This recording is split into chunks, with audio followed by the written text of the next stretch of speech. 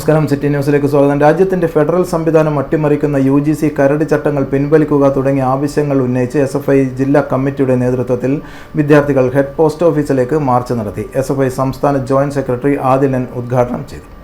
രാജ്യത്തിന്റെ ഫെഡറൽ സംവിധാനം അട്ടിമറിക്കുന്ന UGC കരട് ചട്ടങ്ങൾ പിൻവലിക്കുക, വൈസ് ചാൻസലർ നിയമനങ്ങളിൽ ചാൻസലർക്ക് പരമാധികാരം നൽകിക്കൊണ്ടുള്ള UGC കരട് ചട്ടം സർവകലാശാലകളെ കാവ്യവൽക്കരിക്കാനുള്ള നീക്കത്തിന്റെ ഭാഗമാണെന്നാരോപിച്ചാണ് SFI ജില്ലാ കമ്മിറ്റിയുടെ നേതൃത്വത്തിൽ വിദ്യാർത്ഥികൾ ഹെഡ് പോസ്റ്റ് ഓഫീസിലേക്ക് മാർച്ച് നടത്തിയത്. ജനുവരി 6-ാം തീയതി UGC പുതിയ കരട് നിർദ്ദേശം പുറത്തിറക്കി.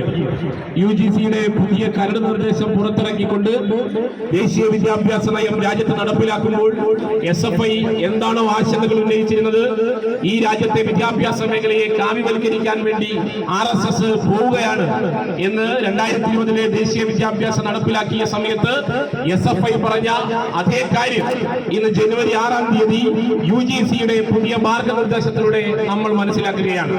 ആ മാർഗനിർദ്ദേശത്തിലൂടെ കൃത്യമായി രാജ്യത്തെ 1000-ലധികം വരുന്ന സർവകലാശാലകളെയും ആ സർവകലാശാലകളുടെ ഭരണപരമായ കാര്യങ്ങൾ നേതൃത്വം നൽകേണ്ടത് ചാൻസലറാണ് എന്ന രീതിയിൽ ഗവർണറെ ഉപയോഗപ്പെടുത്തിക്കൊണ്ട് രാജ്യത്തെ സർവകലാശാലകളെ RSSന്റെയും സംഘപരിവാരത്തിന്റെയും താല്പര്യങ്ങൾക്കനുസരിച്ച് അവരുടെ ആശയങ്ങൾക്കകത്ത് സൃഷ്ടിക്കുന്ന ഒരു പറ്റം വിദ്യാർത്ഥി സമൂഹത്തെ സൃഷ്ടിച്ചെടുക്കാൻ കഴിയുന്ന ഉപാധിയിലേക്ക് രാജ്യത്തെ സർവകലാശാലകളെ മാറ്റുകയാണ്.